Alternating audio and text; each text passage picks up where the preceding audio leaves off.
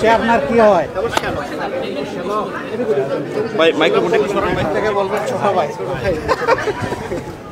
ঠিক আছে, কি নাম তোমার? কি করতা তুমি? Private car private car. ঘটনাটা বলেন আপনি কিভাবে? ওই প্রাইভেট কারে জব করতাম। বিকালবেলা ডিউটি শেষ হয়ে গেছে, তখন আমি ডিউটি শেষ করে বাসার উদ্দেশ্যে রওনা দিয়েছি। তখন এখন তোমার কেমন লাগছে? এখন মোটামুটি ভালো। ভাই জোরে বলেন। এখন সে মোটামুটি ভালো আছে।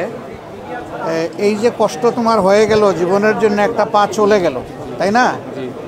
তো এরপরে তুমি কিভাবে কি করবা? এখন কিভাবে কি করবো, এটা উপর আল্লাহ ছাড়া। আল্লাহ আছে ইনশাআল্লাহ। আর তুমি কি খুব এটার জন্য ব্যতীত নাকি একটা পরিবর্তন আছে তাতে তুমি খুশি? তোমার কি অনুভূতিটা কি? না, পরিবর্তন হয়েছে এটাতে তো আমি অবশ্যই অনেক খুশি।